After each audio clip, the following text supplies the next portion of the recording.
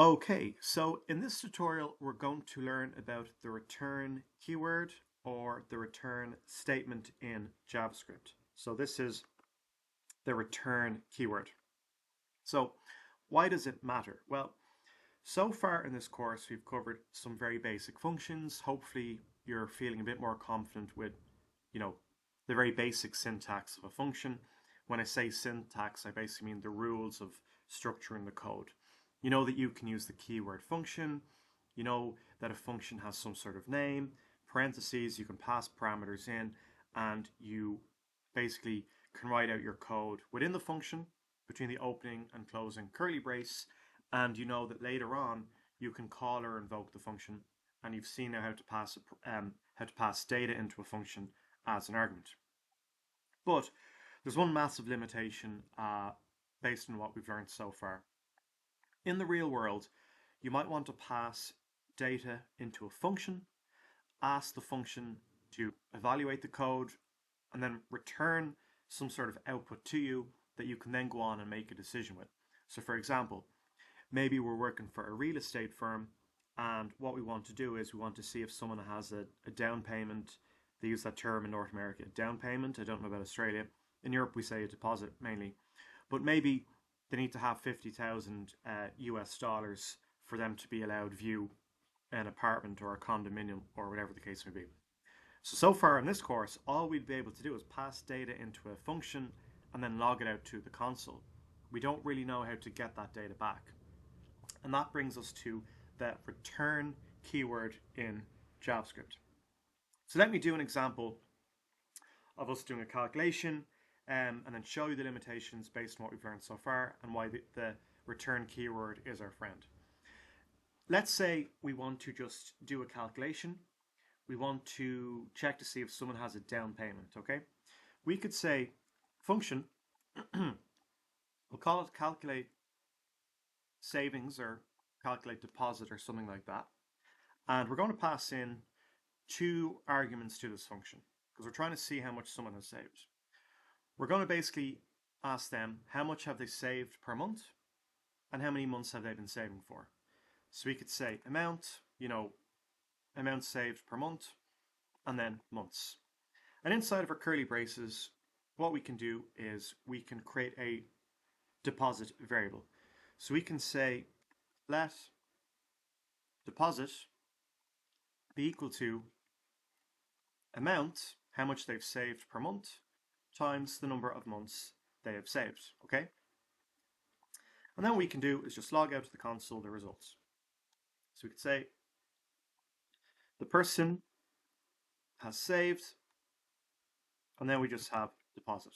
Remember, deposit is just the results of our operation, okay? So basically what we're doing is we've used the function keyword. We've called our function calculate savings. Note the use of camel case. The second word begins with a capital letter. And then we have our two parameters defined there. So we have the amount saved per month, and we have the number of months they've been saving. Then we just do a very basic calculation. We basically just multiply the amount they've saved per month by the number of months they've been saving for, and we store it in a variable called deposit or results. Then we just say console.log the person has saved whatever the result is. I'm going to actually change that to results, okay? Trying to just make this as straightforward as possible. So what I can do now is I can just call or invoke that function. If I say calculate savings, maybe this person got an extra job, so they're able to save 500 a month, and maybe they've been saving for 60 months. They've been saving for quite some time. What we can do is we can just check to see how much they've saved, right? So if I just come up here, we see the person has saved 30,000. Okay, that's awesome. But what if I then wanted to do something with that 30,000? Maybe I wanted to pass it into an if statement to check to see if they're allowed to view the apartment we're trying to sell. Well, we haven't got the data back. This is the problem. We've passed data into the function, so 500 a month and 60. Remember, the 500 is passed up here as an argument, and the 60 is passed up there to this parameter as an argument. Then what we did is we just got the result. but we log it out to the console. We don't actually do anything with it. So how do we get it back? Well, what we can do is, instead of logging that out to the console, what we can do is we can actually return results. So what I can do is I can say return results. And now what this function is going to do is it's going to return that to us.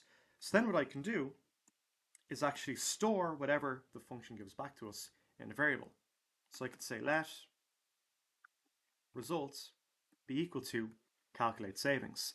And now if I log out to the console this variable here, that result, we're going to get our answer. So if I say console.log results, we're going to get the answer. So if we just save and refresh, we get 30,000, okay?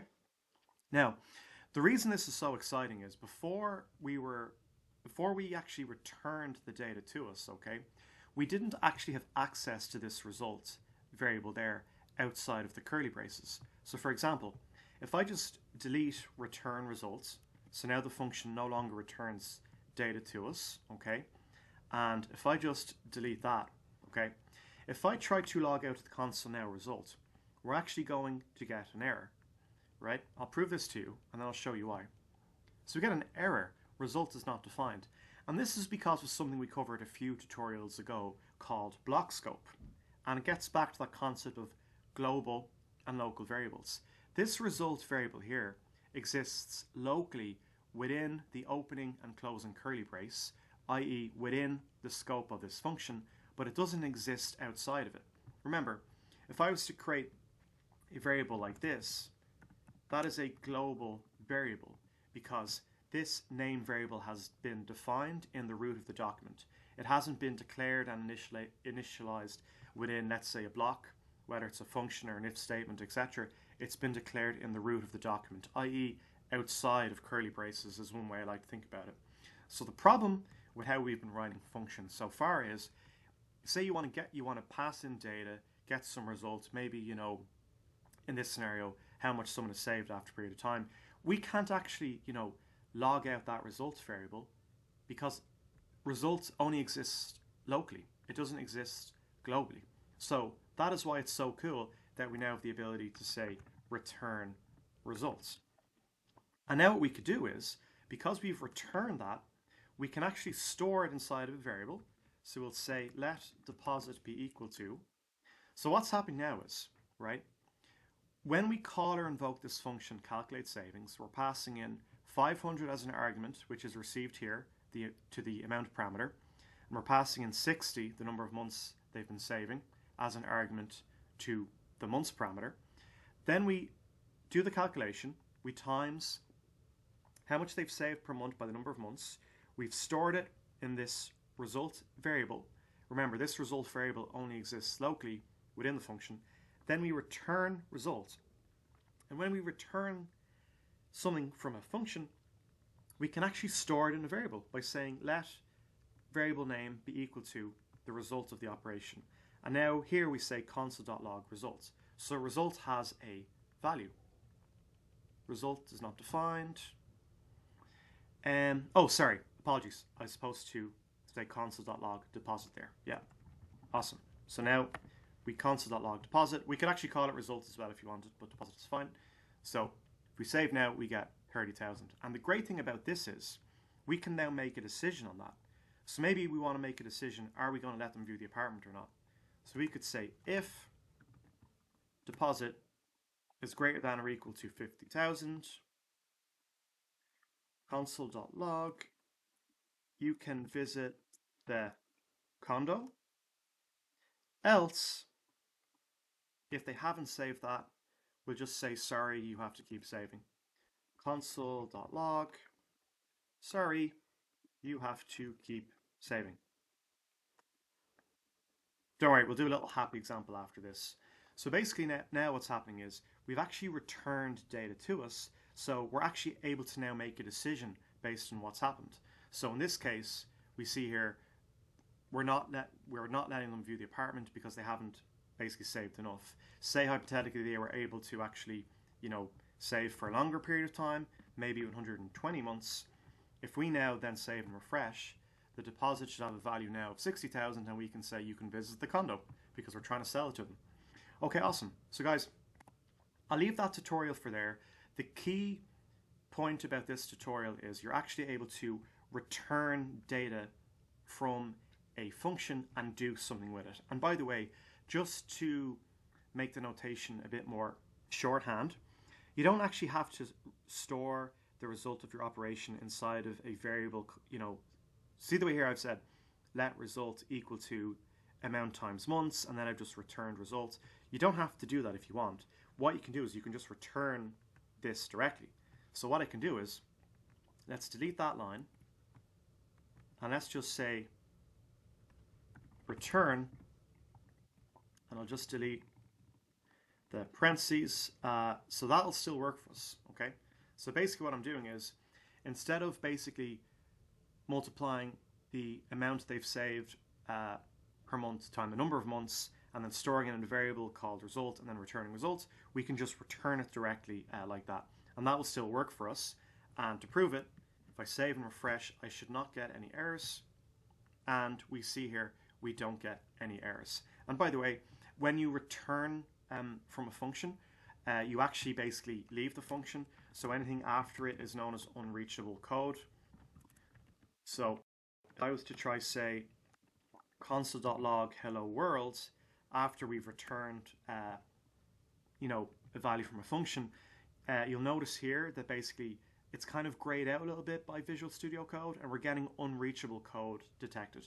So basically what I'm trying to say is just make sure you're aware of that when you return some sort of value or data from a function, anything you're going to leave the function. JavaScript will stop running the code within the function. It's going to return, it's going to exit out. So any code you write underneath the return statement in a function is unreachable code. It'll never execute, essentially. So that was a lot to take in. That is the return keyword in JavaScript. I hope you enjoyed that tutorial. The key point here now is you've learned a new superpower. Instead of passing data into a function, doing something with it, and maybe just logging the result out to the console, you're now able to get data passed in, but also returned back to you, and then you can store that in a variable the way we did here, and then go on and make some sort of decision with that, okay? So it's very useful, especially as you start writing more advanced programs and algorithms in JavaScript. I'll leave that tutorial there, and I'll see you in the next one.